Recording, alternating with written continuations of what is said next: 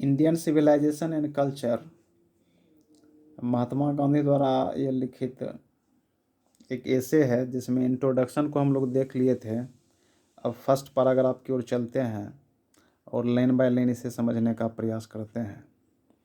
तो देखिए, कहता है, I believe that the civilization India has evolved is not to be beaten in the world. I यहाँ महात्मा गांधी के लिए आया है, वो खुद ही बता रहे हैं लोगों को कि आई बिलीव डैट, मुझे विश्वास है कि भारतीय सभ्यता का जिस प्रकार से विकास हुआ है उसे दुनिया में कोई भी सभ्यता संस्कृति पराजित नहीं कर सकती है। Nothing can equal the seeds sown by our ancestors. Nothing can equal, कोई भी बराबरी नहीं कर सकता, the seeds sown by our ancestors, जो हमारे पूर्वजों ने बीज बोया है सभ्यता संस्कृति का, उसे दुनिया का कोई सभ्यता संस्कृति बराबरी नहीं कर सकता है। रोम वेंट, ग्रीस शेयर्ड द, यानी रोम, ग्रीस और भी आगे देश का चर्चा है, तो रोम भी एक सभ्यता थी, ग्रीस भी एक सभ्यता थी। तो रोम की सभ्यता वेंट, चली गई, खत्म हो गई। Greece shared the same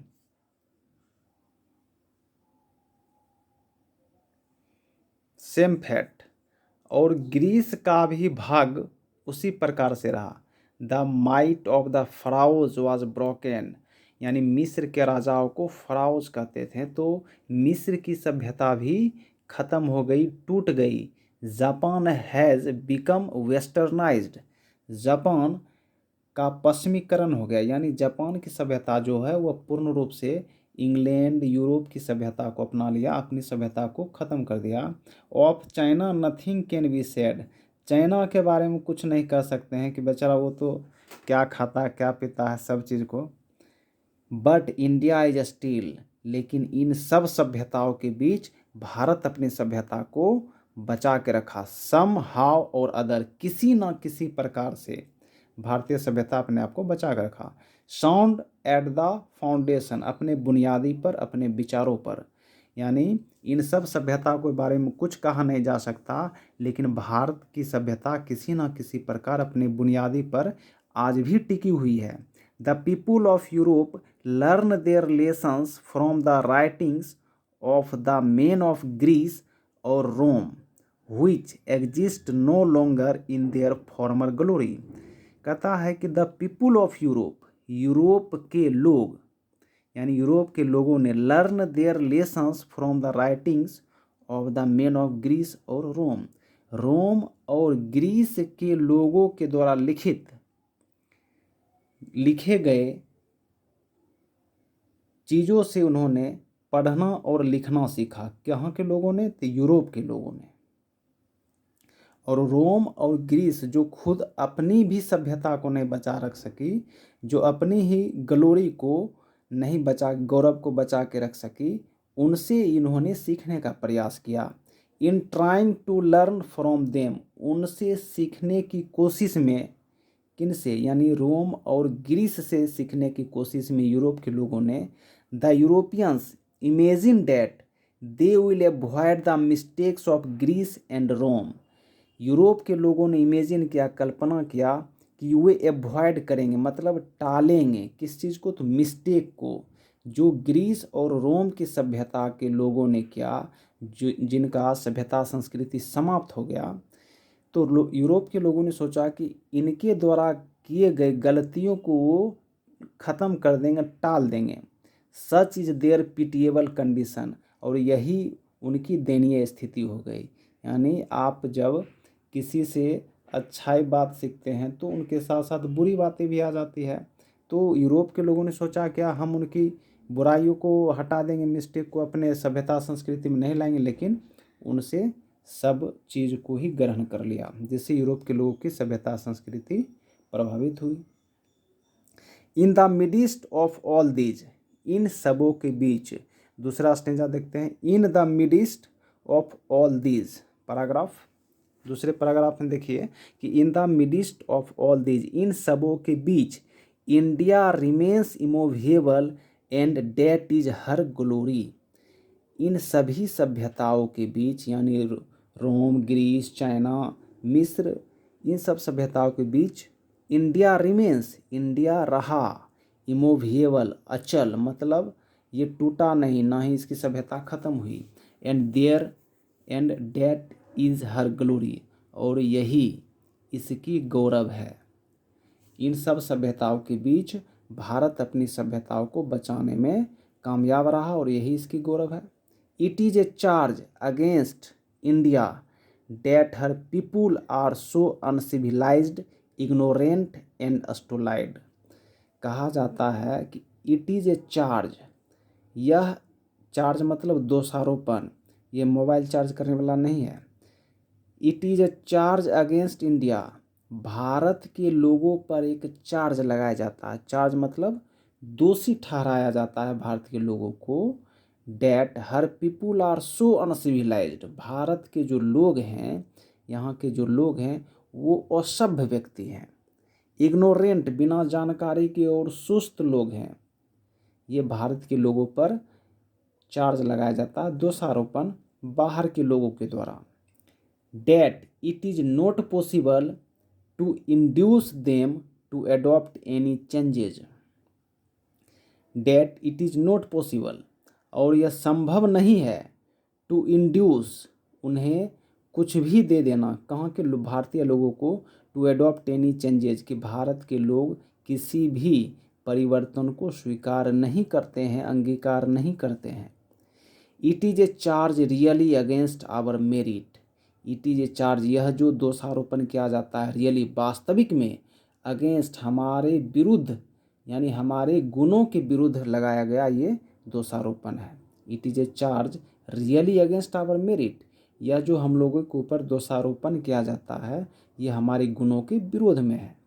what we have tested and found true on the anvil of experience.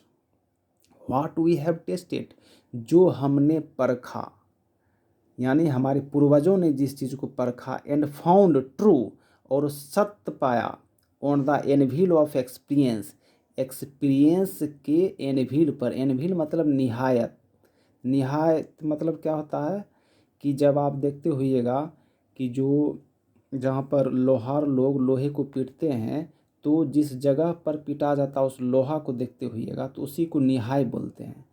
तो उस पर जब किसी चीज़ को पीटा जाता है तो और वह निखरता है। तो हमारे सभ्यता संस्कृति के बारे में कहा जाता है कि यहाँ के अनुभवी लोगों ने, हमारे पूर्वजों ने परखा और सत्य पर पाया, तभी वह सभ्यता आज भी जीवित है। वी डेयर नॉट चेंज, हमें परिवर्तन करने की ज़रूरत, हिमाकत करने की कोई आवश्यकता नहीं है। वी डेयर नॉट चेंज, हमें ज़रूरत नहीं है इसमें परिवर्तन करने की हमारे सभ्यता में। Many thrust their advice upon India, बहुत सारे सलाह भारतीय लोगों को दिए जाते हैं।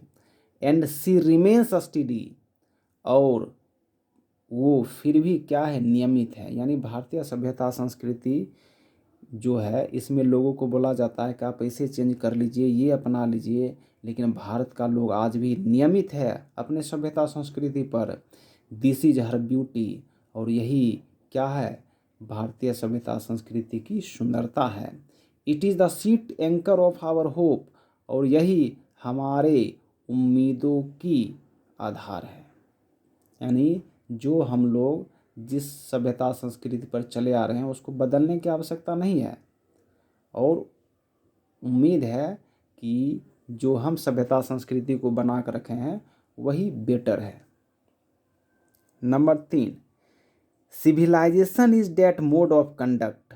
सभ्यता एक आचरण विधि है, व्हिच पॉइंट्स आउट, जो दिखाता है, to man the path of duty, एक आदमी को उसके कर्तव्य के मार्ग पर चलने के लिए बताता है।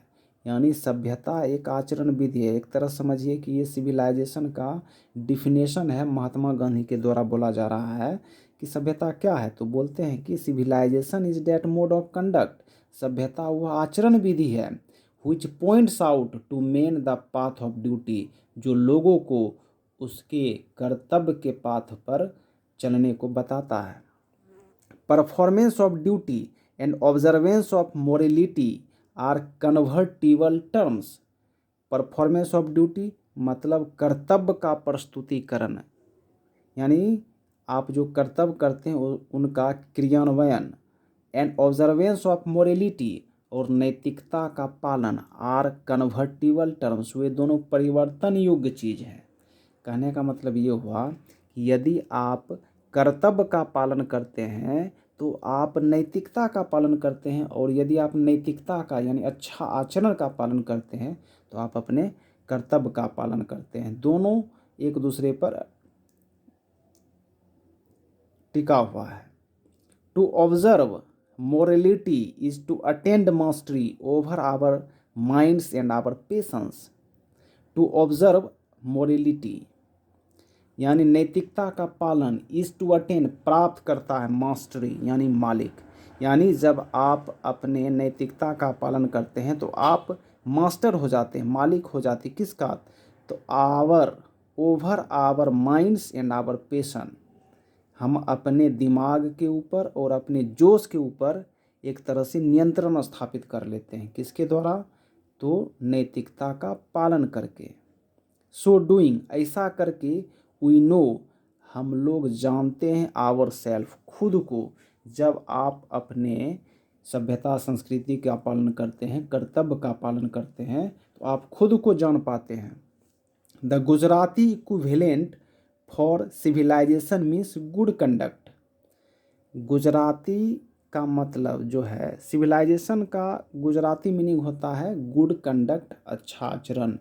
यानी गांधी जी बताते हैं कि क्योंकि उनका जन्म गुजरात में हुआ था इसलिए गुजरात का नाम लेते हैं, कि गुजराती लोग सभ्यता का मतलब समझते हैं अच्छा आचरण, यानी आप अच्छा आचरण कर रहे हैं तो आप सिविलाइजेशन का पालन कर रहे हैं।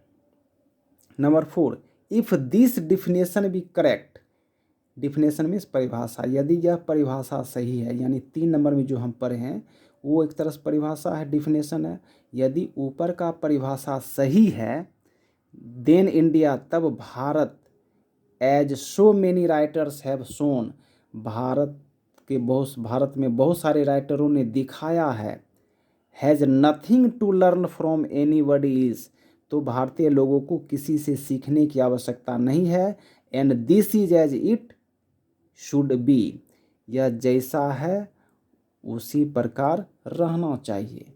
यानी ऊपर के परिभाषा से ये बात दिखता है कि बहुत सारे लोगों ने बताया है कि यदि ऊपर का सभ्यता संस्कृति का जो परिभाषा सही है, हमें किसी से सीखने की आवश्यकता नहीं है, हम जैसे हैं वो बहुत अच्छे हैं। नंबर 5, वी नोटिस दैट, हम लोगों ने ध्यान दिया है कि the mind is a restless bird, कि हमारा जो यह दिमाग है वह बेचैन चिड़िया है, हर समय कुछ ना कुछ इसमें चाहत बनी रहती है। The more it gets the more it wants, यह जितना प्राप्त करता है उतना इसकी चाहत बढ़ जाती है। एंड स्टिल रिमेन्स अनसेटिस्फाइड, तो भी यह यानी हमारा दिमाग असंतुष्ट रहता है। यानी हम लोगों ने ध्यान दिया है कि हमारा जो यह दिमाग है वह बेचैन चिड़िया है, जितना प्राप्त करता है उतना चाहता है, और जितना दीजिएगा फिर भी वह असंतुष्ट रहता है। The more we indulge in our passion, जितना हम अधिक अपने जुनून में, जोश में डूबते जाते हैं, द मोर अनब्रिडल, वह उतना ही बेलगाम हो जाता है। यानी जितना हम अति भोग करेंगे उतना ही वह बेलगाम हो जाता है, बिना लगाम का घोड़ा हो जाता है। They became our ancestors therefore set a limit to our indulgence, our ancestor therefore, इसलिए हमारे पूर्वजों ने, हमारे फॉरफादर ने सेट ए लिमिट, एक सीमा तय किया कि टू आवर इंडल्जेंस, यानी हमारे अति भोग पर, कि हम अति भोगी ना हो जाए, इसलिए हमारे पूर्वजों ने एक सीमा तय कर दिया कि इससे आगे हमें नहीं बढ़ना है।